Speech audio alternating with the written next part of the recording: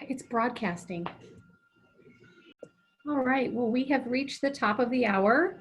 I want to welcome everybody to Builder Partnerships Webinar Wednesday. Our webinar today is the Financial Forum with Jim Weigel. He'll be discussing indicators and trends impacting the home building industry.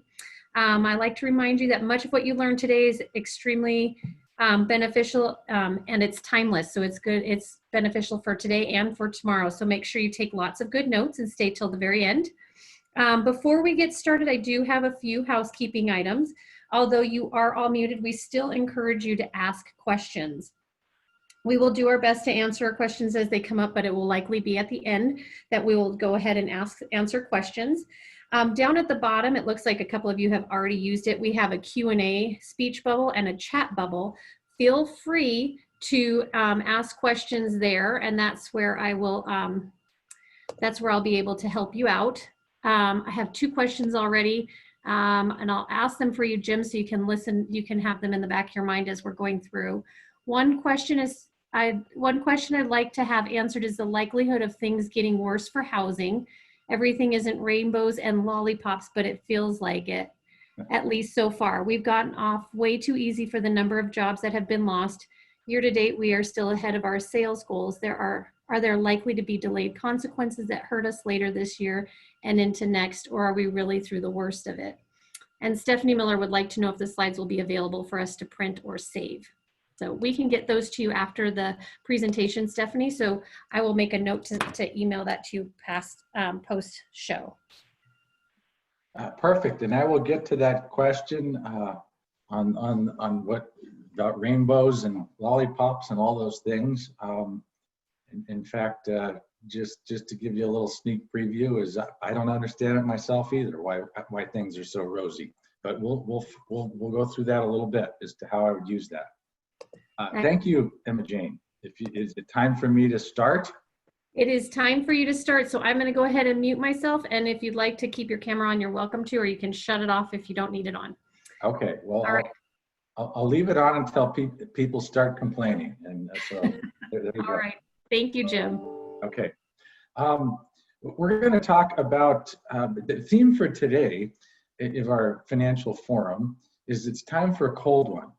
And I think we're all looking for a little relief. We've all experienced a little over the Memorial Day weekend. What are we doing? We're taking a sigh of relief. Our business hasn't failed. We still can go out and do things. It's springtime. Everything is looking rosy once again. We're almost back to normal. People are driving around. Everybody's doing things. Or maybe not. Maybe this is just an intermission. Maybe there is a new normal that we are having to get accustomed to as to what that might be. It might be that working from home, this is the way work really is. It may be that the way we do things and the way we have to do things, we really should pay more attention to. For example, this little prop here, this is the first N95 mask that I bought. I only bought about 6 of them. The interesting thing was I bought this January 26th, and I had just started hearing information about China and this, and we'll go through a little bit as to why I decided to go buy these. When I went to Lowe's and bought them, no one was there. It was just in the painting aisle, the normal stuff. It was a piece of cake. My kids and my wife, my neighbors, they all thought I was nuts, a complete fool. The most important thing that was going on back then was the Democratic nominations, and you either liked that Trump got off or you didn't. That was about it, right around the end of January. So now so many things have changed. We're going to go through a little bit about what are some of those things that have changed, and then what do we do about it from that point. And I'll see if I can make this go. All right. I think people are, Emma Jane already went through all this, so you will get the recording, or it is available. Yes. A little bit about me. I have had a lot of experience in the home building industry as well, in my own companies, as well as a small partner in a company that I just got through with a temporary 5-year stint in Canada who built homes and apartments and senior living facilities. So I'm just transitioning back out of that. All these things I'm telling you, I have screwed up myself in many ways. So we found a few different ways that work. So that's what we'll talk about. Here's where we are right now. I would say we've just experienced this huge asteroid hit that attacked our planet. And there's really three asteroids or effects from that. There's the COVID virus itself. There's the governmental responses to that, not only in terms of the fiscal funds that the state and federal governments have been trying to provide, the monetary help that the Federal Reserve has been trying to provide, the regulations that, depending on your viewpoint, either helped or hindered our ability to live our lives and run our businesses.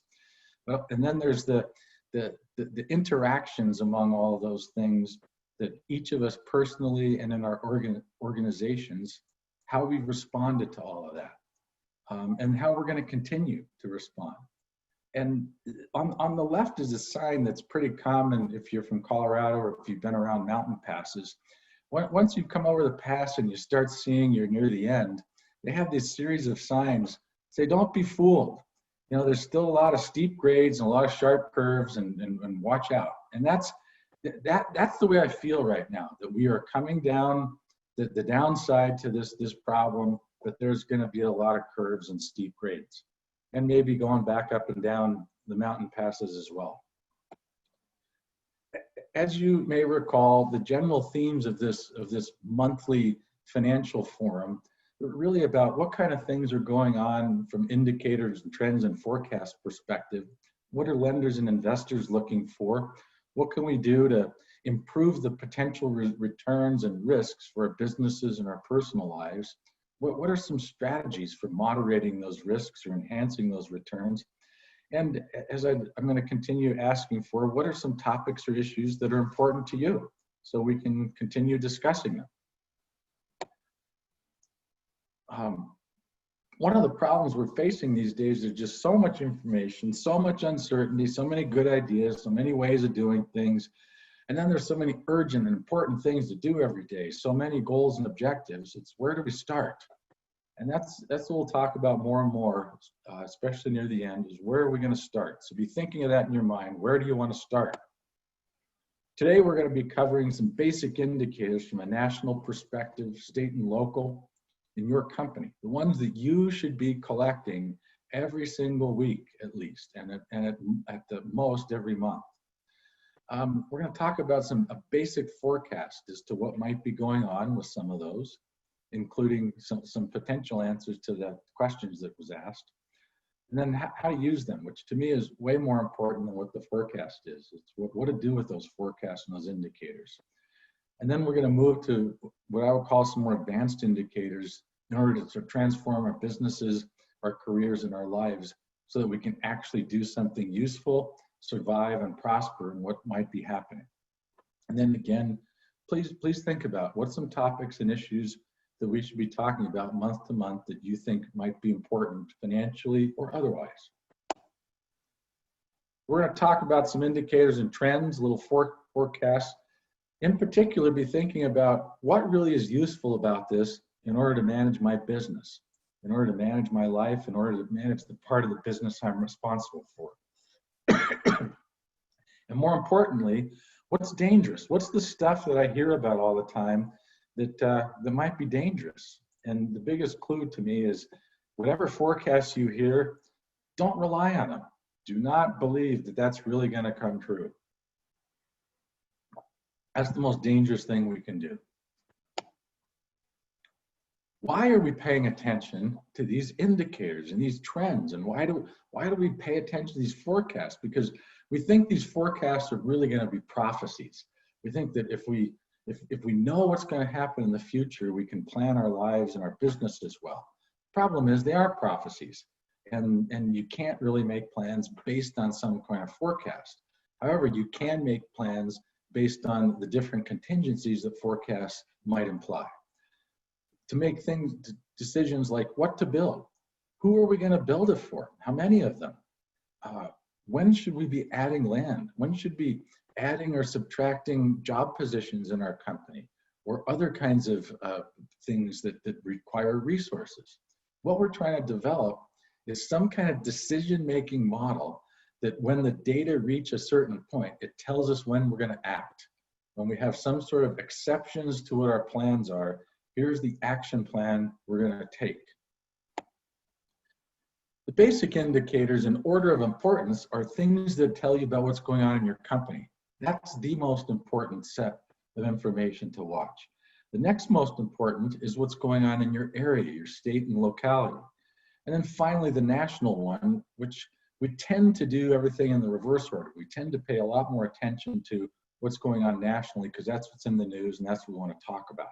But let's be careful not to make decisions that way. It might be very nice for entertainment or distraction purposes, but it's not so great from the big picture. But let's start there. We'll start in the reverse order. Here's what I want to suggest is a simple way to look at indicators, trends, and forecasts. Take the ones that are important, and we'll go through those. Just look at them, how did they act over the last 3 to 12 months to give you kind of a sense of what's going on in the next 3 to 12 months. And then where are they today? Compared to where they were in the last few months, where are they? Is it up or down? That's the trend that we're looking at. Is it been up or down, or is it kind of sideways? I can't tell. Then make some kind of assessment as to where does it seem like it's going to be in the next few months. I've listed these indicators because these have been consistently important to the home building industry for decades. Employment growth tends to drive home building industry. That's the most important indicator to watch, in my opinion.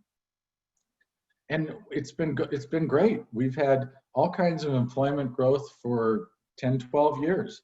It was slowing down around the end of the year, but in around March.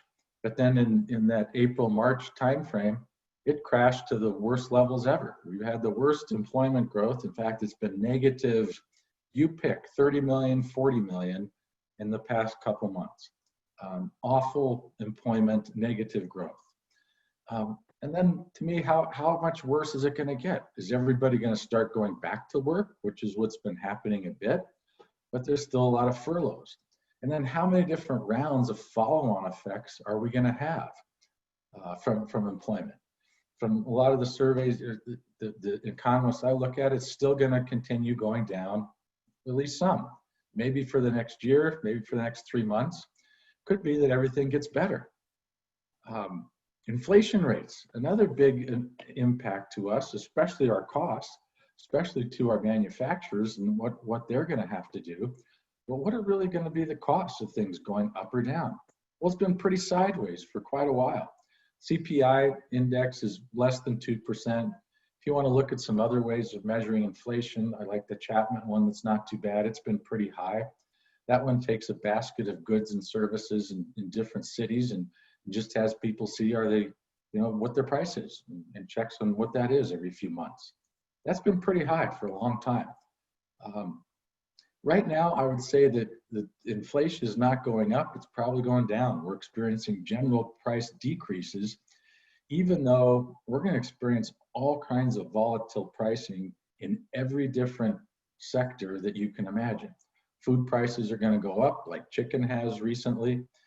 Food prices are going to go down at times, but like gasoline prices went down a lot, even though nobody was buying it. So it's going to go up and down, but generally it looks like we're in for a period of deflation for a period of time, simply because even though all the money that's being printed, all the debt that's being purchased by the Fed, the velocity of money just keeps going down because it ain't get out there in the regular economy.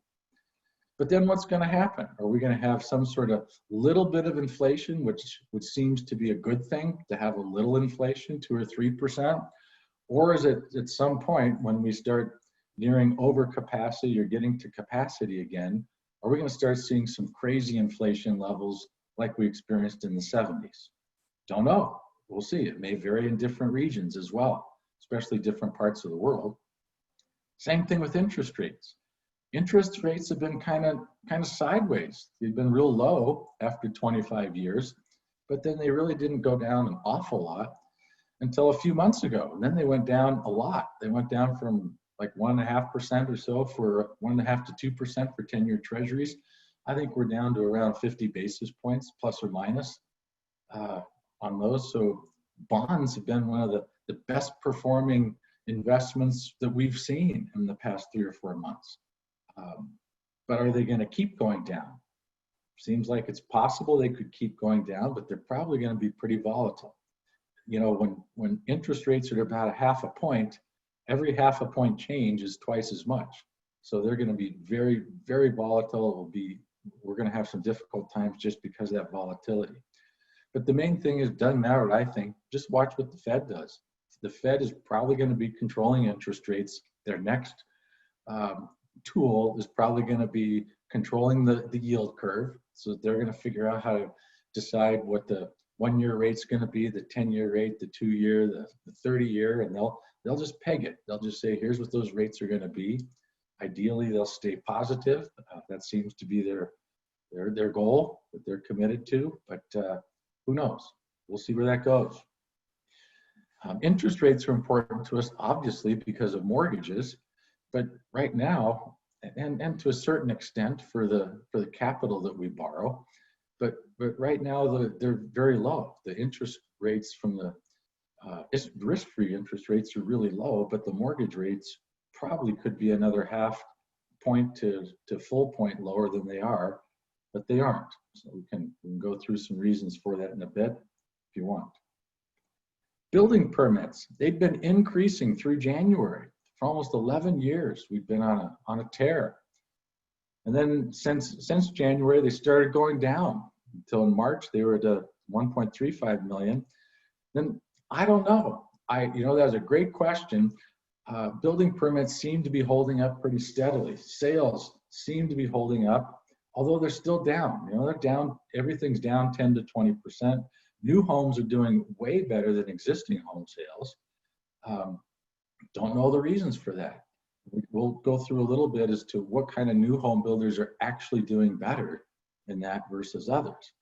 But I just cannot imagine how it can't go down, especially given what's going on with employment. It's possible, the only way I can imagine it not going down a whole lot and staying steady is that our home buyers tend to be higher paid, more secure jobs than the who have lost their jobs. For example, 40% of the people who make $40,000 or less have lost their jobs. They believe that 4 out of 5 of them believe that it's just temporary and they're going to get their jobs back. But even 1 out of 5 of them think that it's permanent. And we'll see how temporary that really is. But we think that those who have other jobs, higher paying jobs in certain industries and sectors, they seem to have been the ones who've been buying our homes. So maybe that will be okay. There's an old saying about in the Great Depression, it wasn't so bad if you had a job. And I guess we're going to figure that out here. We're going to learn a little bit more about that. Stock market, same thing. Had the longest bull market ever, 11 years up. And then it went down. And then it's been going back up. It's almost up to where it was back in February, I think February 19th. Somewhere in there was the top. Maybe this is the only V recovery. Maybe it will be just a precursor to a great V recovery where what I mean by V, it just went down sharply and then it's going to go back up as sharply as it went down. So everything's going to be okay. Could be. A lot of people are acting that way. Or maybe, and this is what I think, maybe we're getting set up for a series of downtrends and we're going to have quite a few going up and then down and then going up and then going down, but that's going to last for maybe 1.5 years, maybe 3 years. And I would suggest if the stock market does that, I'm going to think that the real estate market and the housing market's going to follow. We're already noticing that with cars. Nobody's buying new cars. And it seems like the housing industry and durables have tended to track together.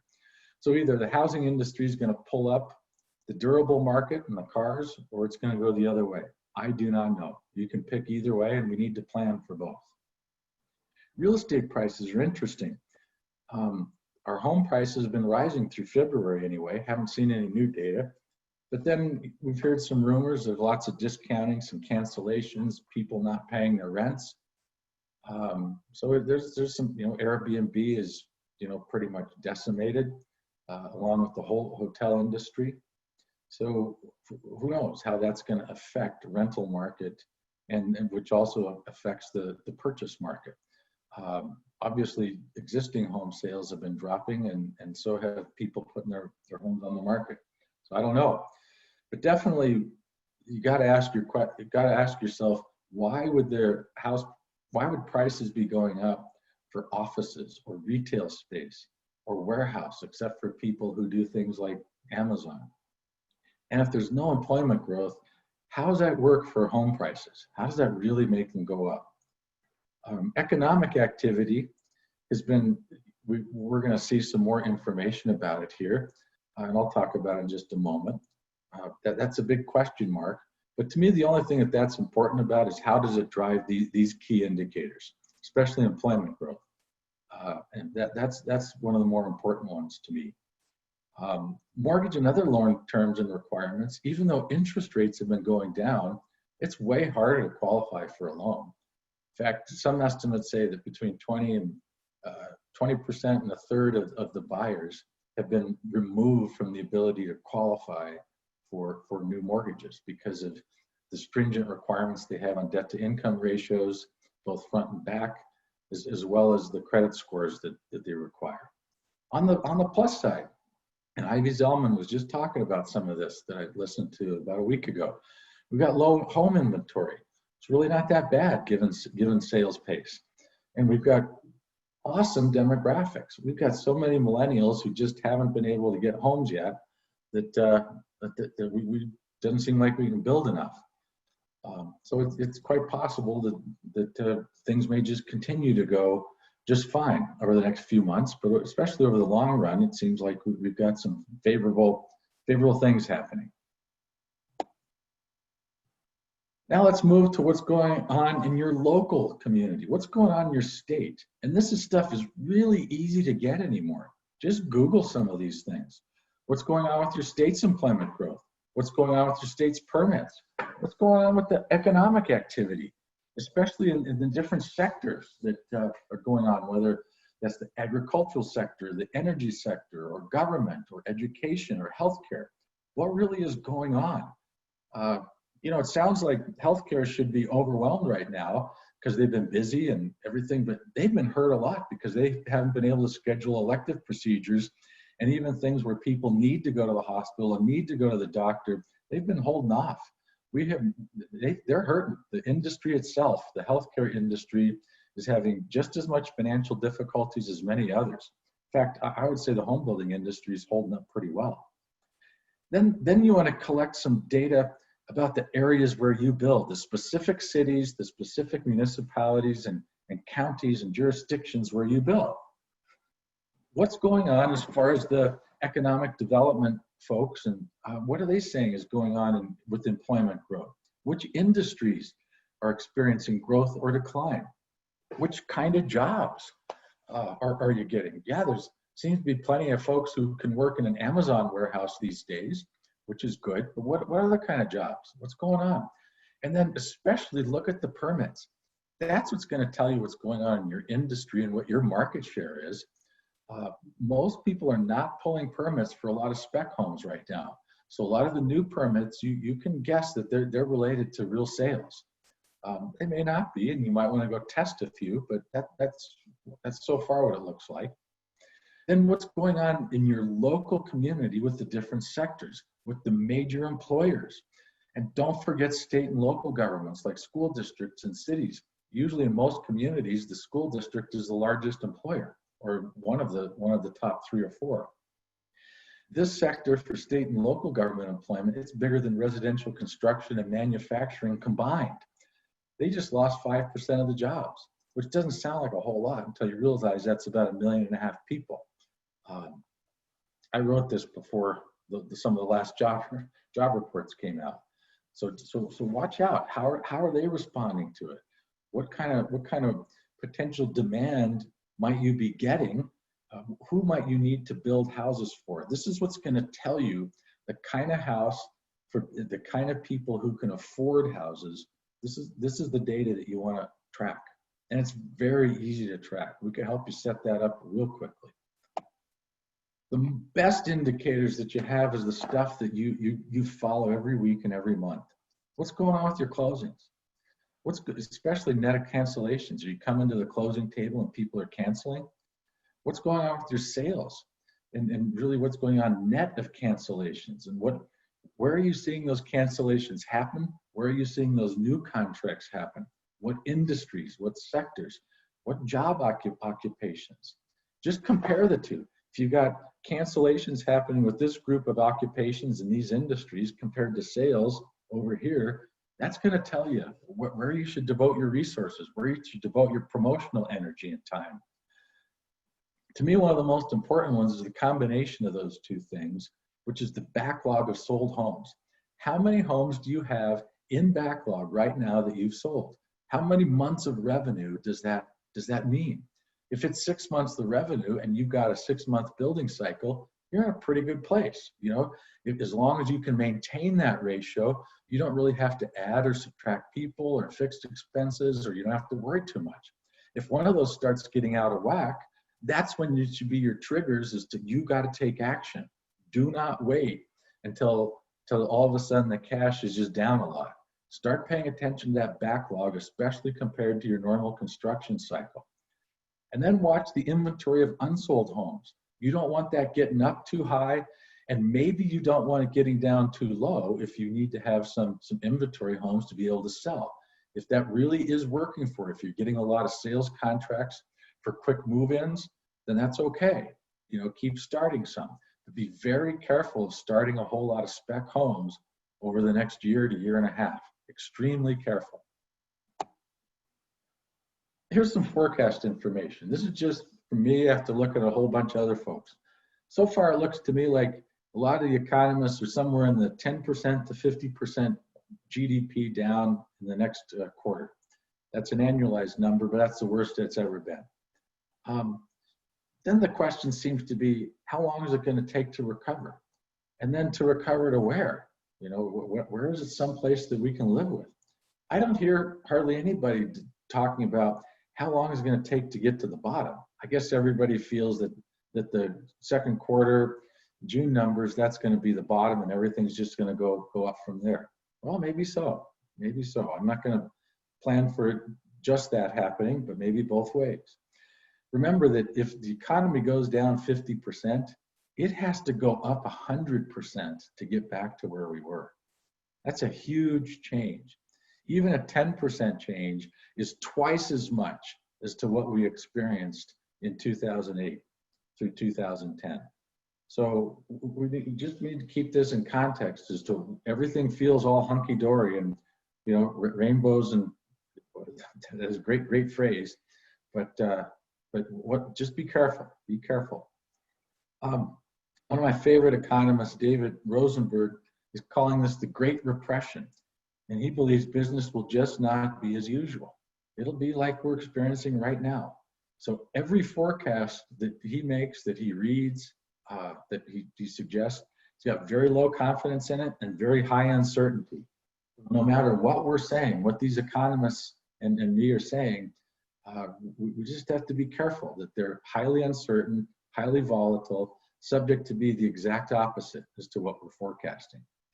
And then start thinking about, all right, well, we got these other things happening in the world, one of which is politics. We're in an election year. What happens? What might be different if Republicans control the White House, the Senate, and the House? What might be different if Democrats control the White House, the Senate, and the House? What might happen if stuff goes on with China, stuff goes on with Saudi Arabia and Iran, and North Korea is always around there somewhere? What happens? There's all kinds of things that can cause the economy to be different. It can cause your supply chain to be different. And I know all the manufacturers have way bigger supply chain issues than we builders do. We just rely on you guys to fix them for us. but you're having to mess with all of these supply chain issues right now. You know, all these geopolitical issues are huge. And then what's really going to happen? Do we really believe that people are going to go back to the way they were? Are you going to go back to the way you thought? We're just going to put all this behind us? The same behaviors, we're not going to do anything different. We're going to be on planes, we're going to be in hotels, we're going to be traveling, we're going to go to the grocery store. Everybody's going to do that. We're going to go back to not saving anything.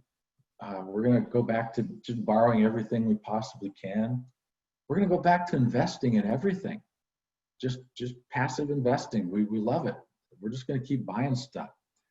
We're going to go buy whatever there is out there. All these good things. We're going to go back to the restaurants again. I don't know.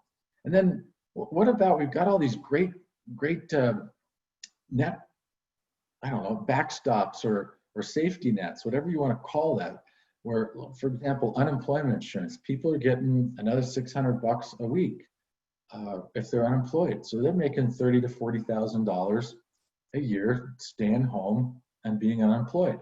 I'm not saying they don't want to get back to work, but if you were making $40,000 before your job, and now you're making $40,000 to stay home, maybe it's not that big of a deal.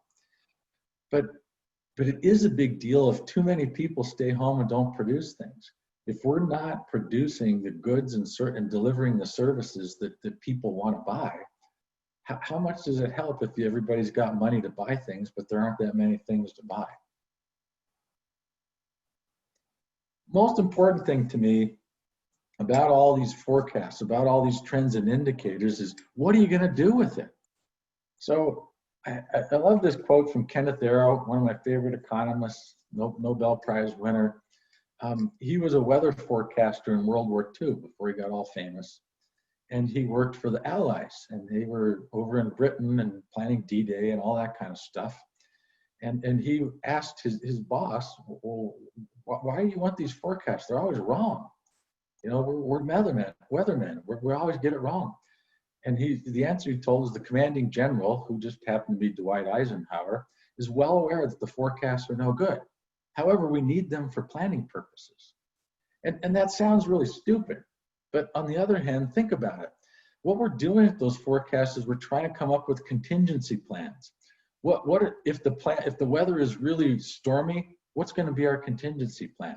If the weather is hot and sunny and dry, what's going to be our contingency plan? And that's exactly what we're trying to do with all of these forecasts. You need to come up with some plans as to what action you're going to take if the data show you this week or this month, or the trend shows you that you've triggered one of your action steps. What are you going to do? What are you going to do with respect to talking to your customers, telling them things, what's going on? How are you going to get feedback from your customer? If they're at home all the time, or if they're going to work and they're concerned about things, how are you going to talk to them? How are you going to get information to and from them? Same with your trade partners, all the way through the manufacturers. How are we going to know that these materials are still available, that this delivery schedule is still on track? How are we going to do that? How are we going to know when it isn't on track? What's our feedback loop for that? What are promotional strategies we're going to use to go generate leads and convert those leads into sales contracts? Are we going to do chat a lot more? Are we going to do a digitized sales center? How are we going to do that? I've highlighted the phrase performance improvement, which is, how are we going to improve everything that we do? How are we going to improve our habits, our disciplines, the routines that we do, our mindset? How are we going to improve that going forward? And we'll talk about that a little bit more later on. How are we going to develop our people? If employment is a certain way, how are we going to find the right people, and how are we going to develop them so that they're doing well? What kind of design changes are we going to make? Now that everybody's working from home and the kids are on top of them because they don't get to go to school, what are we going to do with that house? If there are more people who are moving out of the cities and going to the suburbs or even farther because they want to maybe have a garden or be away from the diseases as much, what are we going to do? How are we going to change our communities? What are we going to do for land investments? How am I going to know if employment growth is strong enough that it justifies buying more land? How does it justify developing that next phase of land? How many specs am I going to start, depending on what's going on with my cancellations or my sales backlog? What am I doing every day? What are my people doing to save costs? What are manufacturers doing to help their builders save costs? What are the trade partners doing to help themselves save costs? As well as the manufacturers, what are you doing to make those products less costly to build and actually deliver?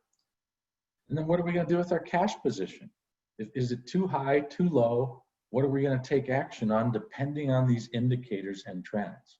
That's what I'm encouraging you to develop the answers to those questions and start planning the contingencies, not relying on the forecast.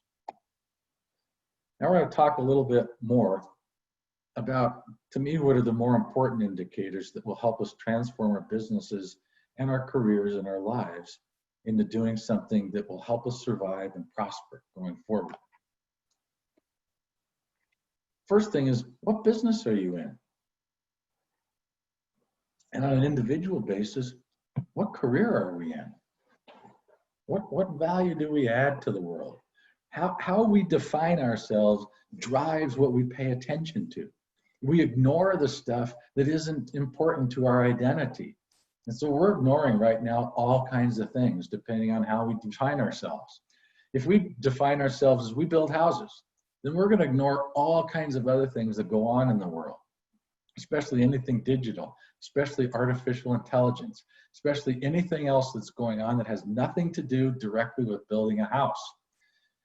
Maybe we can define ourselves differently. Maybe it's going to be helpful that a builder is really someone who connects those who work on or in homes with those who live, work, and play in them. And more people are working in their homes, and we're playing in our homes. And whatever life is, that's what we're doing in our homes. A lot more, even more now than it was 2 months ago. What else? What I'm going to ask you to do is, how are you going to potentially define the business you're in?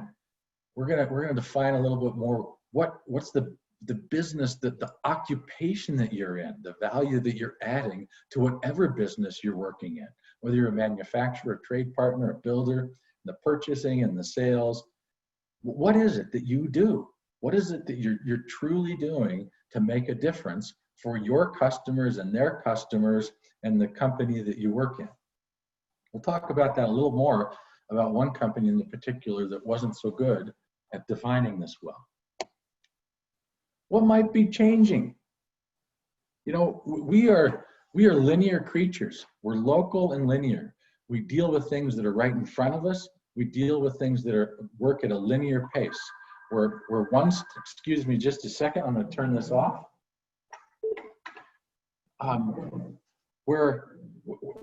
If you take 30 steps, we go 30 meters. COVID has taught us what exponential growth is all about. In January, there was hardly anything, just going on in China, nobody paid any attention to it. Then all of a sudden there was one case, in Washington. And then there was one case in our state. And then there was one case in our county. Then all of a sudden there were 2 or 3, and then boom, it was all over the place. And that happened within a few weeks. So that by April, you know, by March, the beginning of March, things were starting to shut down. Remember that? Just happened within a month and a half. It was exponential growth. So that if you take 30 steps exponentially, you've actually gone 1 billion meters, which is 26 times around the circumference of the earth. What we've experienced in the past 3 months is probably 3 years worth of change. All the things that have been going on are still happening. The same trends are happening. They just happen a lot faster. So what we have to learn to do is to do the exact same things. How can we continue making 3 years of change every 3 months? That's what we're going to have to learn to do if we're going to just stay even with what's going on in the world. The good news is we have a single enemy. You know, it's this one virus and everybody's after it right now. There may be a vaccine in a few months. It might be out and everybody can take it within a year or two. That's awesome. There's all kinds of other solutions that are coming up. There's a great opportunity to evolve our businesses and our careers and our lives if we want to take it. The bad news is that every physical business model is transforming fast.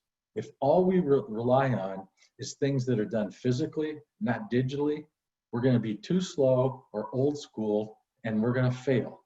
And that's exactly what I've seen with a lot of the builder groups and the builder clients that we've had. The ones who are able to sell digitally versus the ones who have to sell in person, they got sales. They didn't lose the sales. They got more sales.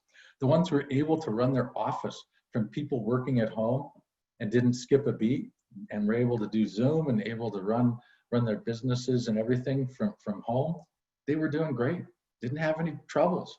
Their trade partners are doing good. They're doing well. The ones who couldn't adapt quickly, they're having all kinds of trouble. Look at the restaurants around you. The ones who were able to adapt to online ordering and payment, they seem to be doing okay. At least they're still around. The others having a real hard time. Education's having the same trouble. We're going to see school systems all over the place. People are wondering, I got all these schools, but my kids are staying at home. So what are you doing for me? I got to homeschool them anyway.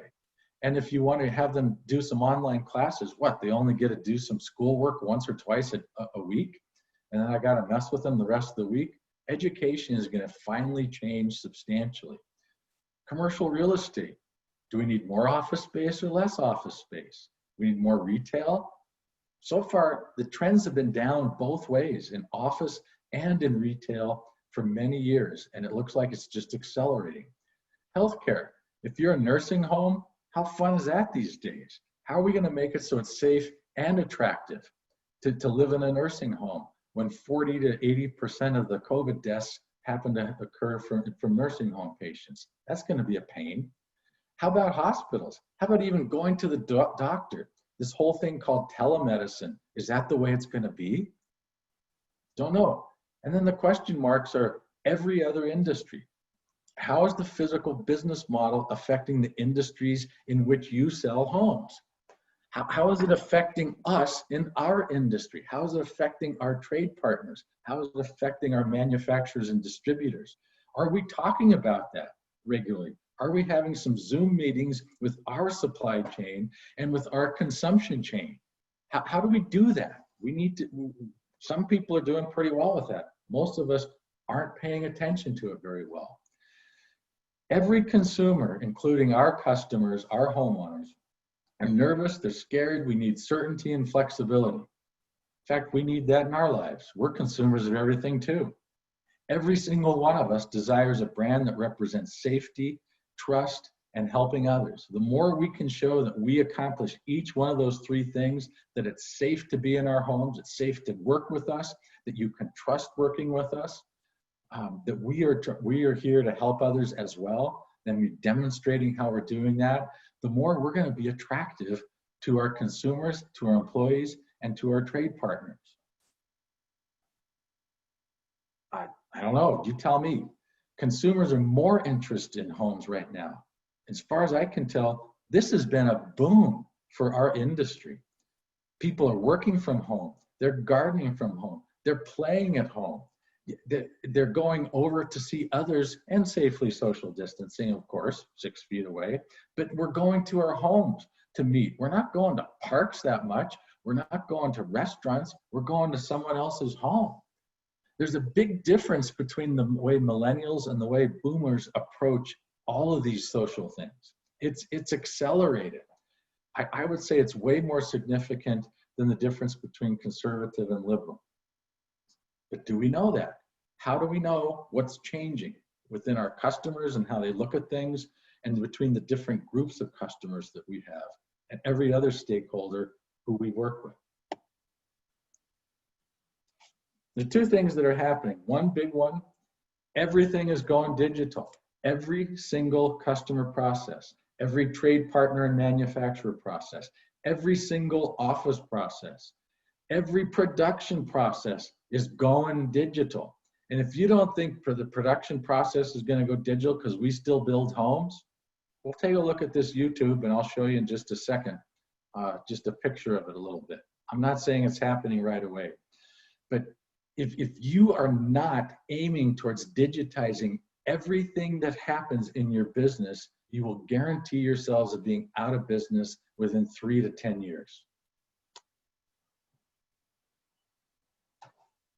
Every single part of a house can be 3D printed right now.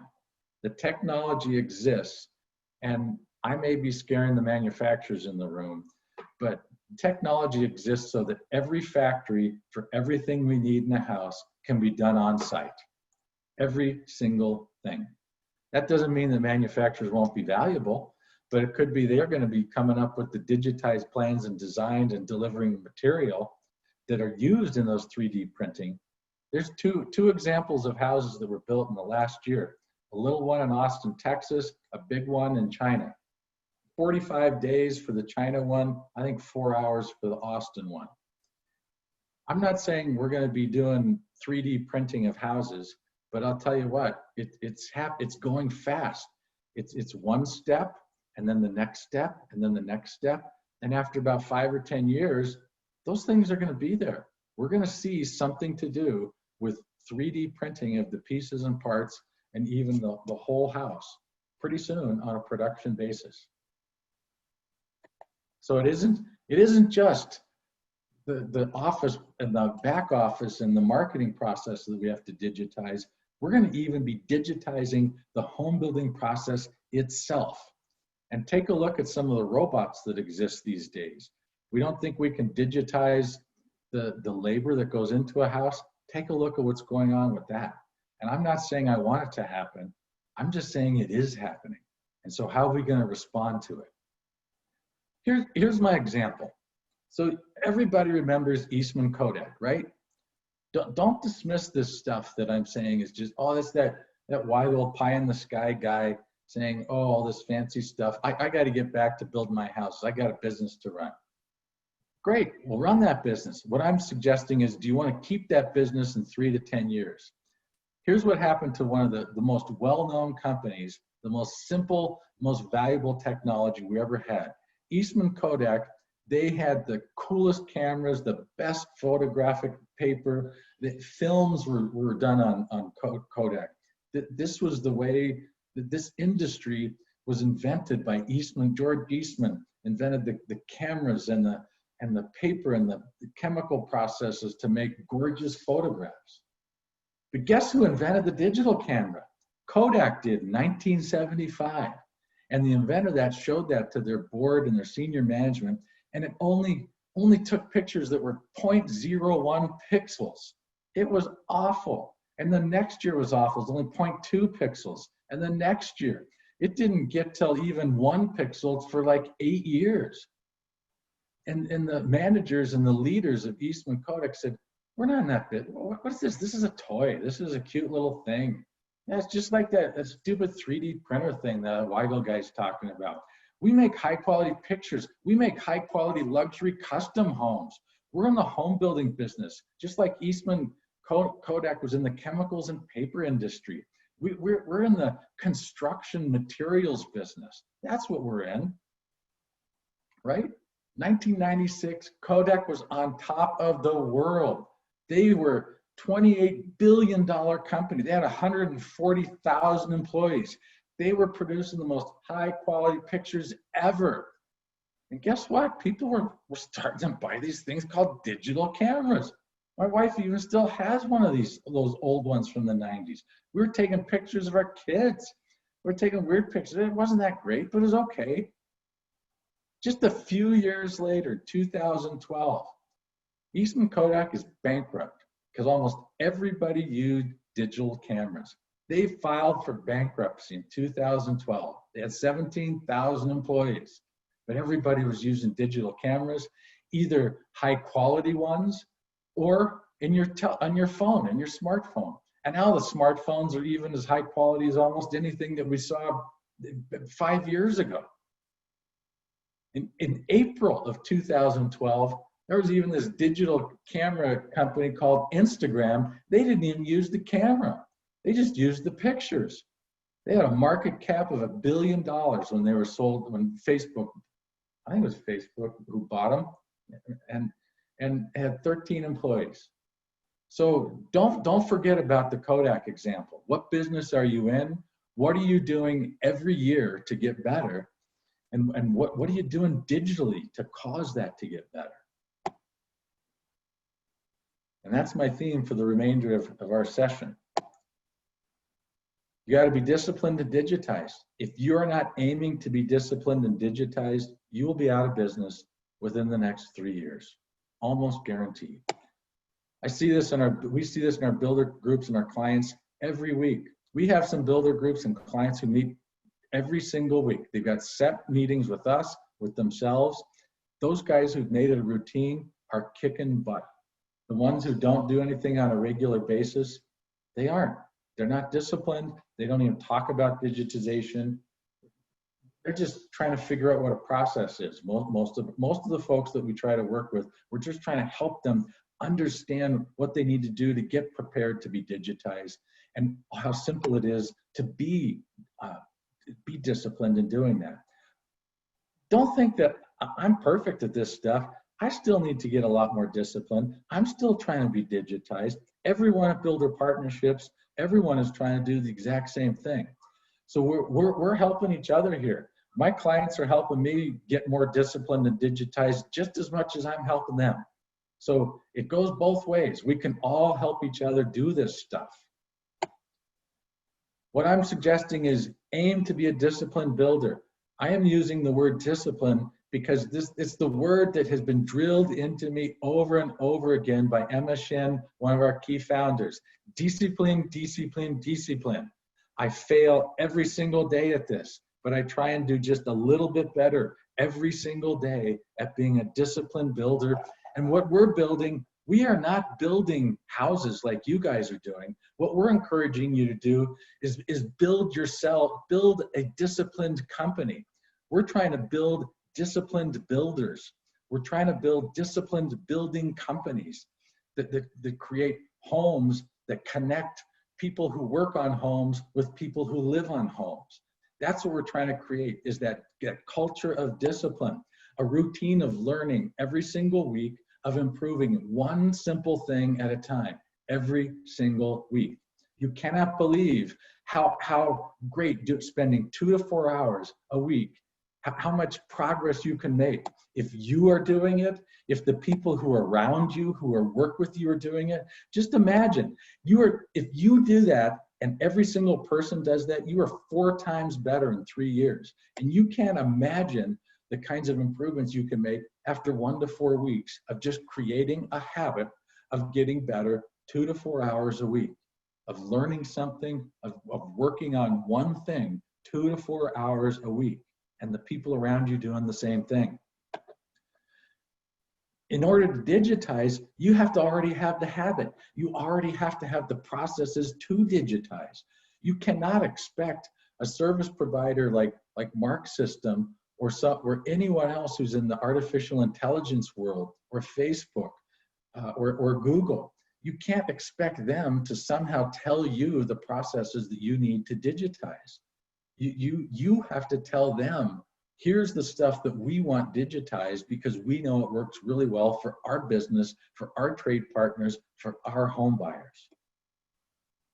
Same for manufacturers, the same drill. What are you doing with the customers? What are you doing with the trade partners and the distributors? What are you doing with your employees? What are we doing with our plans?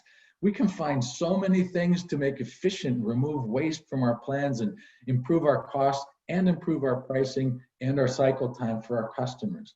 But most important are the processes, the steps that we use every single day to accomplish a pattern of results. These are the biggest differentiators between companies that survive and prosper and those that don't.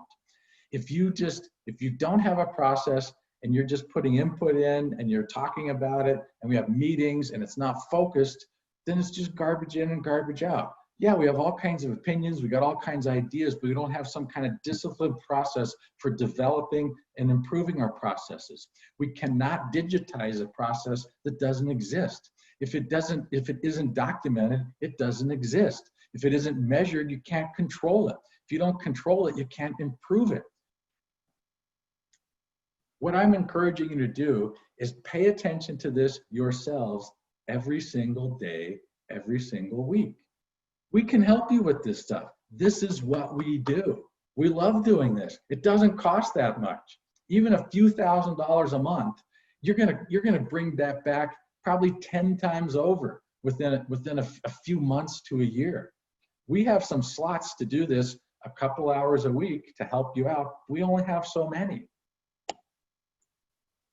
Finally, it's really important to me over the next few months as we do these sessions every month that I address topics that are important to you, not just financially, but anything else that you think is critical to understanding the trends, the indicators that are important to our business.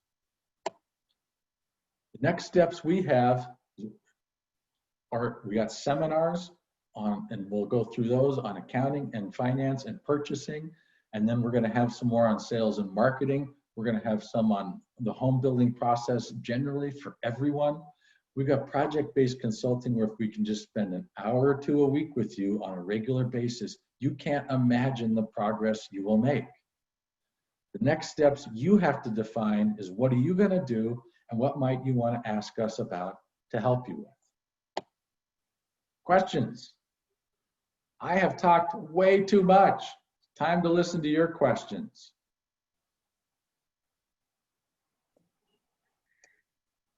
If anybody has any questions, feel free to ask in the Q&A or the chat function. But while, I think if you go to the next slide, Jim. Yep. And also, it's not just questions. I'm looking for your disagreements. Tell me where I'm all wet, where this doesn't make sense. Please, that's how we're going to learn. Okay, go to the next one too. So while you guys are compiling your questions, I'll share a little bit about some of the services we offer here at Builder Partnerships and Shinn Consulting. We work with a number of great manufacturers and service providers, and we've worked out a bunch of great rebate programs. So if you are looking at improving your bottom line, which is something we talk about all the time, contact us to see if we can help you with some of your rebates and if we can get that processed for you. We also offer our training. As Jim has been talking about, we've been digitizing a lot. When he made the comment about 3 years worth of stuff in 3 months, I feel like we've done that here at Shinn Consulting and Builder Partnerships, going from our live seminar sessions to our online seminars. So we have seminars coming up in June and July. Next month, we're going to do Purchasing 202. You don't have to have gone to Purchasing 101, but you're going to have a little bit more experience with purchasing to attend the 202 one. We'll have Accounting and Finance 201 as well next month. We just are finishing up Accounting 101 next week, so we're very excited about that. It went great. We offer a one-on-one consulting and coaching, so if you have any questions or need anything specific for your company, please be sure to contact us. But we are here to help you out with any of those things. And then, like always, we have Webinar Wednesday available for you every week. Next week, it looks like we have Brown on the schedule, and the week after that, we're going to be introducing a new webinar called Home Building 101, and that's what Jim was talking about with a very basic overview of the home building process. It's going to be great for your office staff who's not in the field, to give everybody a little bit of a perspective of what's going on both inside the office and outside of the office. So that's going to be great for salespeople, maybe accounting people, those kinds of things. But I think that's it. This is a list of the manufacturers that we work with, so feel free to contact us for any of that. And for the manufacturers that are listening in today, we offer spots for you to host your own webinar through our platform. And we also have sponsorships available for you to sponsor our continuing education through our Webinar Wednesday. I do have one question here. Yeah, I see that. Any thoughts on how mortgage companies are going to be reacting? Credit scores, safer mortgages, and end loan versus construction to perm long terms? Sure. The mortgage industry dodged a huge asteroid over the past couple months with all these forbearance loans that came up, people not paying their mortgages. These mortgage companies are required to make those cash payments themselves. So they had several billion hundreds of billions of dollars, let me put it that way, that they have had to pay to their investors. And then they also got hit with huge margin calls because the value of the mortgages changed so substantially, and a lot of their hedging activities caused them to have some liquidity problems. So the Federal Reserve helped them out. Some other things got fixed with the Treasury Department. So a lot of these mortgage companies will actually now answer the phone about refinancing. There's all kinds of refinancing going on that has them overwhelmed. They have changed their underwriting guidelines substantially. Most of them want, easily 50-point higher credit scores. They want debt to income ratios that are higher on both sides. Depends on the mortgage company that you talk about and the investors that they're investing in. And they're way more restrictive on self-employment income, way more careful about the industries and the job checks that they are doing for people to make sure that people still are employed when they have a mortgage. So you count on those mortgage companies re-underwriting people several times before that house closes, asking for an awful lot more information. It looks to me as if most the home buyers who could otherwise qualify for mortgages have gone down by about a quarter, given the new restrictions on mortgage lending. So it's going to be way tougher to qualify. And Jim, one of the things that we got back from a lot of our builders was the fact that the cancellations were more due to disqualification than to the virus. Exactly. That's one of the biggest signs you're seeing, that those mortgage lenders are just getting tighter and tighter. And they're doing it just like this, just like that. They're not giving any notice, they're just doing it. Yep. Digital processes. First of all, if you don't have a process that's written down, you cannot digitize it. So everything that you do is a process. Lead conversion is a process. How you actually sell to your customers, how you generate your leads is probably the most digitized process that exists, because people are doing so much online digital marketing these days.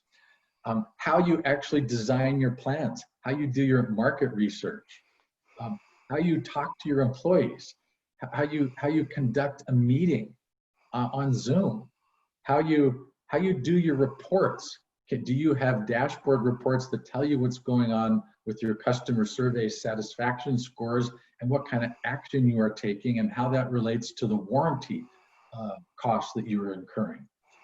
Every single piece requires digitization.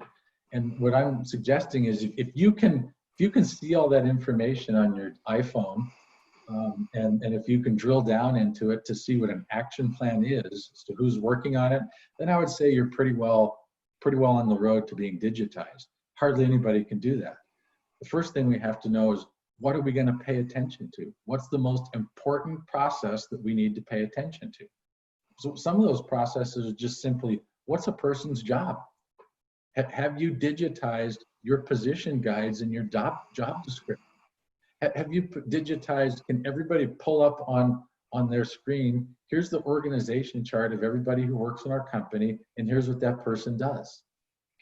Here's what they're responsible for and they're accountable for. Those are all examples of processes that have been digitized that can be further digitized. The ones that you mentioned besides purchasing, scheduling, of course, but the improvements are that we actually have them. That's the first improvement, that we actually have a process, and then it becomes digitized. And then if we are measuring the results of the key steps of that process, that's the next step to improving a process. And then the third step is removing the waste and improving the cycle time and the results of each process. That's how we go about improving them. Jim, one of the things we've been digitizing, Emma and I have been involved in the digitization of this industry since 1976, when we developed the first integrated computer software system. Yeah. And today we've got computer systems that basically integrate everything. I can go from prospecting all the way to warranty, and everything is digitized. The biggest problem is the builders don't have the discipline to implement it. Exactly. The tools are there. Exactly. And Chuck, what I'm suggesting is the discipline to actually have written processes so that you can implement those processes digitally. Right. This is an ancient software maxim: garbage in, garbage out. You cannot put stuff into a software package unless it's really good. If you don't have good data that you can put into that software, you can't digitize it. So that's Right. why it's so critical to have something written down, even simply, is here's what that process is. Here's the steps that each person needs to take in order to accomplish this work and deliver this product or service. I mean, we can go from the architect basically digitizing the drawings, and when he does that, he creates the bill of materials, which creates the purchase order. Everything is integrated completely. The biggest problem that we've always had is having the people have the discipline to implement. Yeah, and it's and what I would expand on, Chuck, is discipline to implement means discipline to create a documented, controlled process. Correct. Exactly. But but all of you have the tools. Yep, and we can we can accelerate that so fast. Well, basically, we went from on-site sales to digitized sales in probably 8 days. Yeah. Through our builder groups, from actually face-to-face model home just demonstrations to digitized sales and digitized presentations. That was basically done in about 8 days. Yep. That's all I got. If you guys have some new topics that you want us to address and pay attention to in the upcoming months, please email me or Emma Jane. Love to add it in there. And love your feedback as to whether the things that we are talking about is valuable to you. Did you have something, Chuck? No, I was looking at you about that. I'm sorry, you cut out. I think we lost Chuck. Well, thank you all for coming. There, you'll have a survey to fill out once you close out of the webinar, and we appreciate your feedback. We do ask for you to give us topics and ideas that you would like to hear us bring up for you and bring up topics for you. So please feel free, please go ahead and fill that out. It does help us get better, and it helps us serve you even better. So thank you so much for coming today. Have a great week. See you all next Wednesday. Take care. Yeah, just one little comment.